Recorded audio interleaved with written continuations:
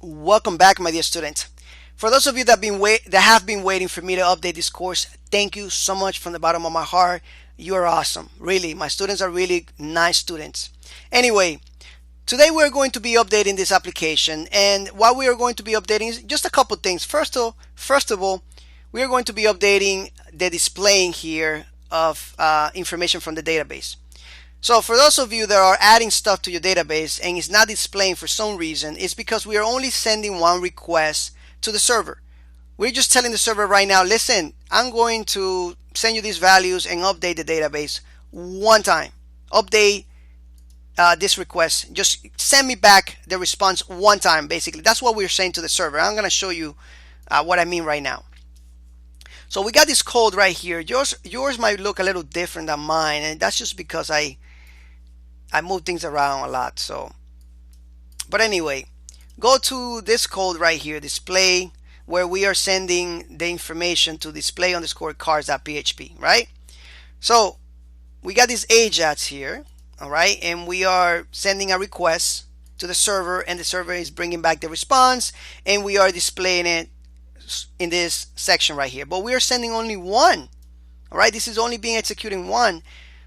So we're saying, listen, server, I want you to select everything from cars, and and I want you to display it, right? So that's one request. What we need to do is we need to set a functionality where we keep actually refreshing this, updating this request, sending a request every couple seconds or every couple minutes, whatever we want.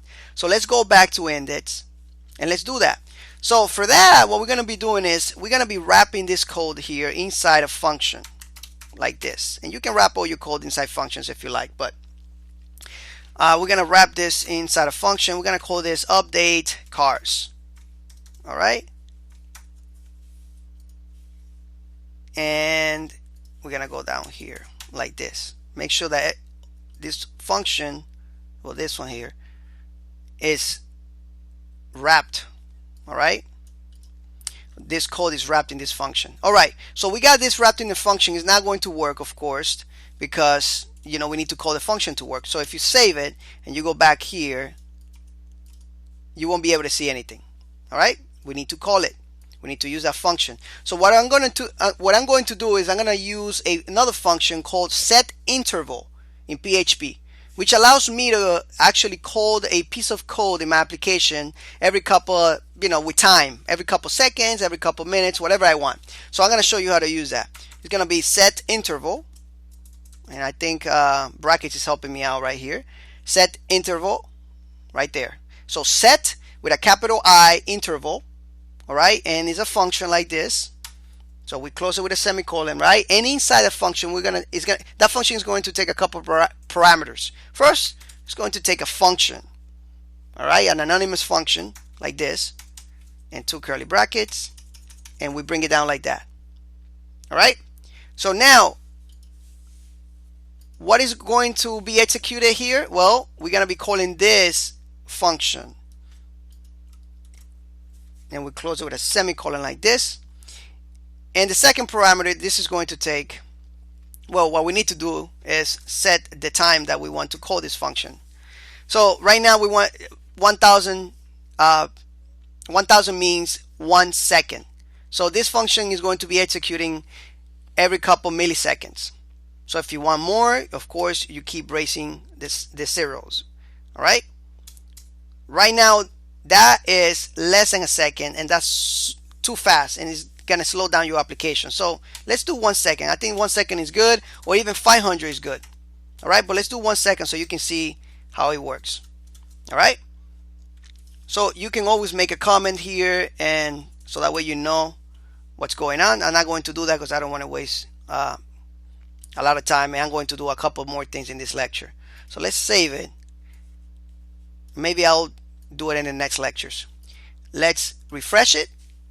All right, and now you can see all the values here again. So now when we insert something here, so let's say I want to insert a car, we are going to be, let's say, wow, I just went blank for a minute there. I don't know what car. Okay, Toyota, let's say, right? Click add, and you can see that inserted Toyota there. All right. We got to do a couple more things to this application, like maybe emptying this field when that gets sent, maybe requiring the text just in case it's blank, things like that. So let me do that again. Let me see if I can minimize this so you can see it working better. Let's do, I don't know, Ferrari add. You can see it right here again. And if let me put this to 3 seconds so that way you can see it when it really does it. Let's refresh. There you go. It takes 3 seconds. You see that? So now let's say example add, and now it's going to take 3 seconds, and you saw it there. All right. So that's how that works. Beautiful. So in the next lectures, we are going to be improving this application a little more. I hope you like it, and I'll see you in the next one. Take care, and thanks for everything.